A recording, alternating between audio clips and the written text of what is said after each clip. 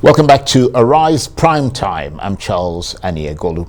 Now, Pakistan is in the grip of a flooding disaster. Since the start of the rainy season 2 months ago, the country's been hit with extreme monsoon rainfall, more than twice the monthly average. It's led to devastating flash flooding and landslides. The government of Pakistan estimates that a third of the country is underwater. Lives and livelihoods have been washed away. And according to the United Nations, an estimated 33 million people have been affected, with thousands killed and injured and entire communities gone. People have been forced to flee their homes and are in desperate need of shelter, food and medicine. The situation is likely to get worse as heavy rains continue over areas already inundated by more than 2 months of storms and flooding. So in the face of such utter devastation, how is Pakistan coping and what sort of help is the country getting? Well, for more on this, I'm joined now by Sanj Srikanthan, CEO of Shelterbox, the international disaster relief charity which has an emergency response team heading to Pakistan. Thank you very much indeed for joining us. So a third of Pakistan submerged by floods which have killed well over 1,000 people and left millions homeless. I mean, the scale of the disaster gripping the country seems overwhelming. Yes, thank you for having me on. It is certainly the largest flood since the last major event in 2010 where Shelterbox responded. And in fact, from space, satellite imagery of Pakistan shows a huge body of water, a huge lake that's appeared in the north of Sindh province where previously it was dry. And that is not yet over. We still have reports of meltwater and further rain that is going to drive further displacement and, of course, possibly further deaths. And of course, with crops destroyed, we heard that 45% of the crops have been destroyed, roads and bridges swept away. The race is on to get desperately needed aid to the many devastated communities, and organizations like your own Shelterbox, as well as the UN, have been appealing for help for Pakistan. Absolutely. The needs are multifold. We obviously need to find out where people are. They're not all in one camp. They have taken shelter in whatever high ground they can be evacuated to. Many have lost their homes, of course, and so shelter is an urgent priority, but so too clean water, because sewage has now mixed in with the traditional water supply system because of the flooding, and our water filter provides clean water. So some of the essentials, but then, of course, food, replanting crops, rebuilding homes. The work will continue in the months ahead. The biggest challenge is going to be logistics, of course, because many of the roads have been swept away and many communities are cut off and are unknown. So we will have hard work in the days ahead to identify where communities are most desperately in need of aid.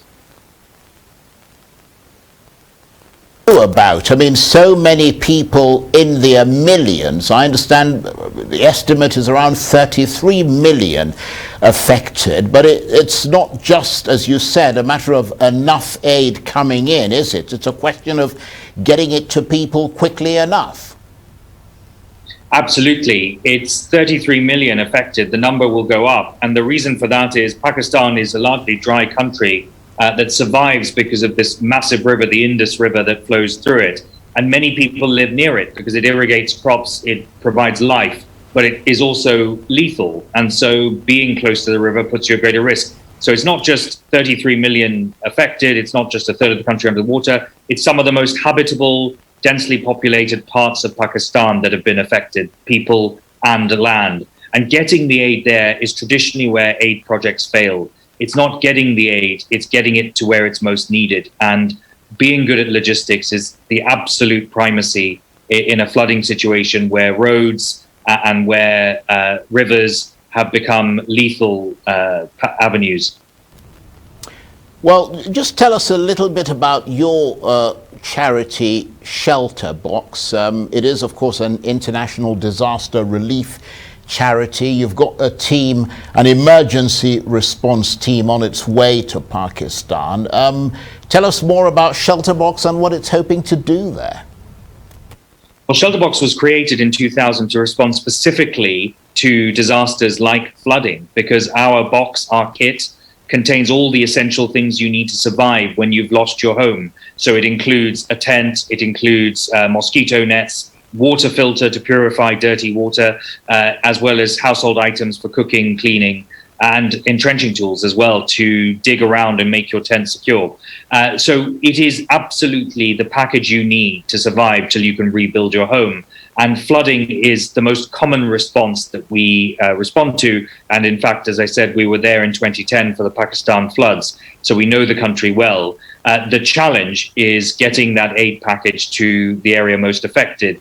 And our team, when they arrive in Islamabad later, will be prioritizing, identifying which parts of the country are most severely affected, where are the most vulnerable, where children, elderly, disabled are, and then getting the aid to those locations as quickly as possible.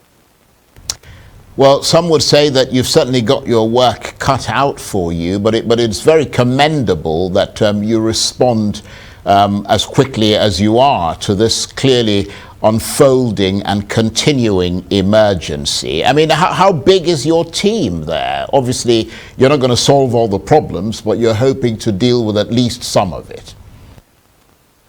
Well, we are sending a team of 4, but we work with many others on the ground, local aid organizations, Pakistani organizations, the Pakistani government, and we have a global partnership with Rotary International, and many Pakistani Rotarians will support us in navigating the complexity of moving aid through Pakistan to the affected areas. So it's a team effort in which we play a small, but we think important part.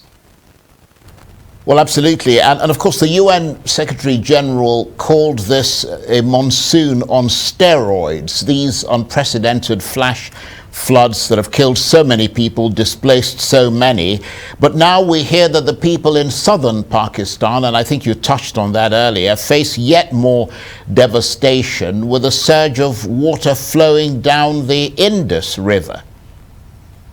That's correct. It started upriver and it's now going to spread as further parts of the river break their banks, barriers fail. And so southern heavily populated areas all the way out to sea will be affected. And for example, parts of Sindh that typically see 45 millimeters of rain in August have seen over 1,200 millimeters of rain. So that's the magnitude of rainfall, well over what a normal monsoon year would bring in August, have caused. And there are indicators that further rainfall is to be expected in the days to come. So further displacement, further casualties are likely. And just to note that of the 1,000 who've died, nearly half are children, because of course they are lighter, more vulnerable to be swept away in these kind of torrential downpours.